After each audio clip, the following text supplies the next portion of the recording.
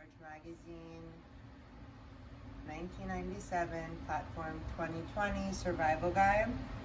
The article is titled, John Kennedy Talks to the Head of Microsoft About Money, Murdoch, and why he's a politician's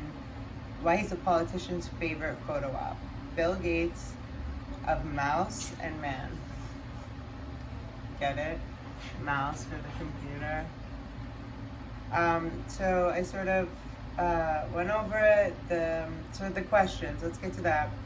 Everyone kind of knows how off that guy is. I hope. John Kennedy. Question 2. Alien gate, whatever you want to call him. I don't mean to be rude. I just don't. There's a lot of speculation these days about how the internet will change our lives. I'm particularly interested in how you think it will change politics and people's interaction with the government. Bill Gates. It's like almost like if you say like Beetlejuice 3 times. I don't want to say his name. There will be an opportunity to improve politics, is his answer. There will be an opportunity to improve politics, democracy, whenever you have an advance in communication technology. The internet is a tool that lets you find information in a much better way than anything else. Historically, most of communication has been either broadcast, which meant your material had to appeal to millions and millions of people, or personal and able to address only myopic, even back then, or personal and able to address only a very small audience. But the internet provides a single individual with access to virtually unlimited information on any given topic.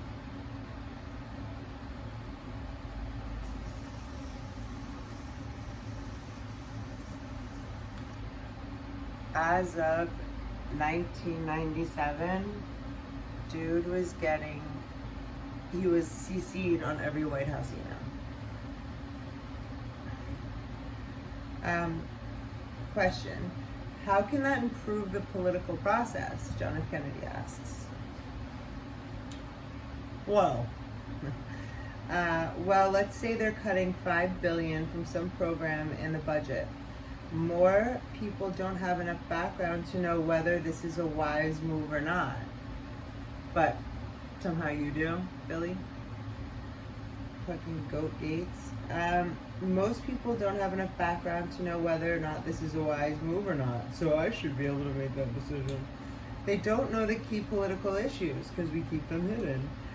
What the trade-offs are, or how this particular budget, we're all just stupid, item has been spent historically with the internet, has been spent historically. Again, we're all just stupid and we can't find information without the internet or just being provided it. Or going to the library.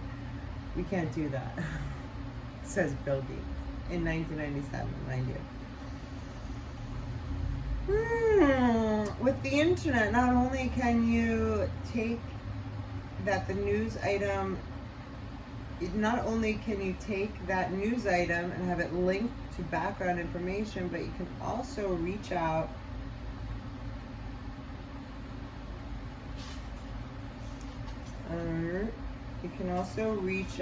and body vote on it. But personally, I think representative democracy is better. Elected representatives can be a lot more thoughtful. They have time to listen to both sides of an issue, that happens all the time, and often come up with a non-obvious solution.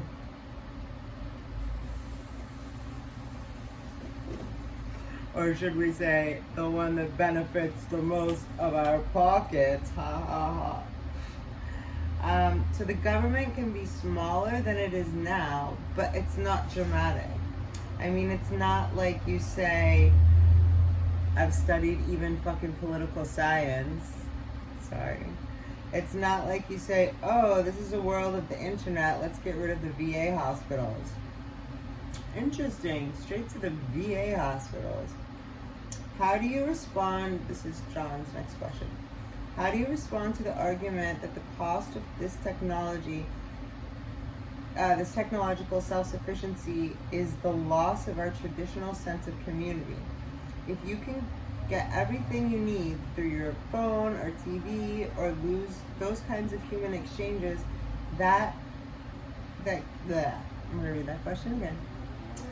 Sorry, I'm not sorry, but he makes me angry and I want to sustain a happy, positive pants cadence. Okay. How do you respond? This is John F. Kennedy Jr. asking Sheets. How do you respond to the argument that the cost of technological self-sufficiency is the loss of our traditional sense of community? If you can get everything you need from your phone or TV, you lose these kinds of human exchanges that keep us connected as citizens. Bill, who probably never had a friend in his life because he was an asshole, or a woman. So he says, cuts both ways. Say that I'm from Israel and I want to listen to a radio broadcast from my homeland. Today, you go to the internet and boom, there you are. No matter where you are located, you can maintain contact with any cultural group you belong to, as long as it's in alignment with our narrative and agenda. Otherwise, we're going to censor you. On the other hand, physical communities were really primary when we were all just farming together and there were no televisions and no books. That's what being around other people is about. It's this fucking psycho. On the other hand, physical communities were really primary when we were all just farming together and they were no telephones and no books, so we were just farming. That's all anyone would ever do. You don't have to do that anymore, so why would you want a community? Right. As you make the world a smaller place, literally, ties to people in your proximity are paradoxically reduced. But those physical communities impose cultural standards in a stronger way than when you are free of those constraints and don't have that kind of attachment.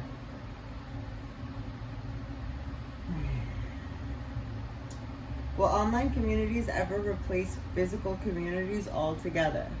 That's the question. It's nonsense to say that people are just going to sit at home and use their computers. So I'm going to have to make them. But people shouldn't underestimate how much we are going to improve the nature. Skips right over that. They improve the nature of 3D images of yourself.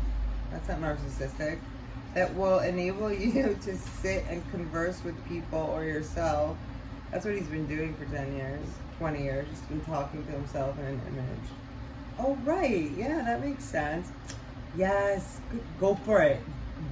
People will love this. And they will love you. In fact, technology increases our efficiency. We will have extra time to engage in leisure activities with one another. So now he's giving leisure activities any sort of value, when before it was just because we were farming. So whatever way you need him to be, that's the way he's gonna be. I just like how John F. Kennedy doesn't mess around. He gets straight to it. This guy can't escape it. He contradicts himself within 2 questions. Let's take shopping as an example. Sometimes shopping is purely utilitarian. I need to get soap. Yeah, like you ever shower. So I get on the internet, type soap, and the soap gets delivered. But sometimes shopping is an experience. This is like a psychopath. Like, I've seen humans enjoy shopping, so But sometimes shopping is an experience with a bunch of people. Who goes shopping with a bunch of people? Shopping's always slightly utilitarian, but so is life. You make it fun, you treat.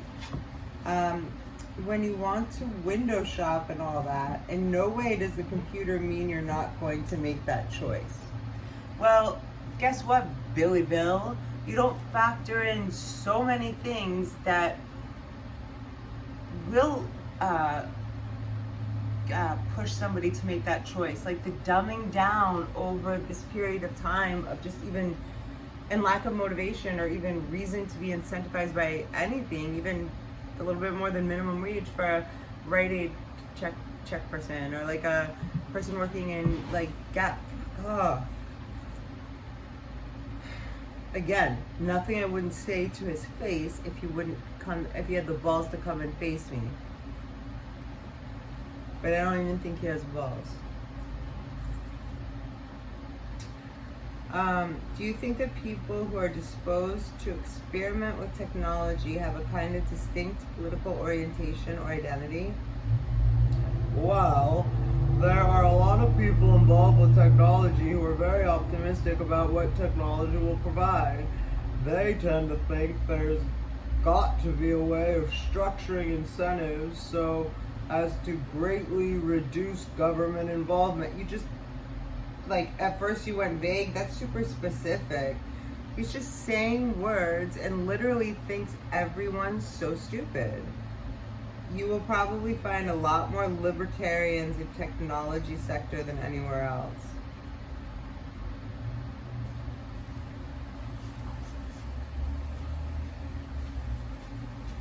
What about people on the internet is the question. The internet has grown enough now that you find people of all political stripes out there. I think the internet represents the future. That's why you had Bob Dole giving out his website.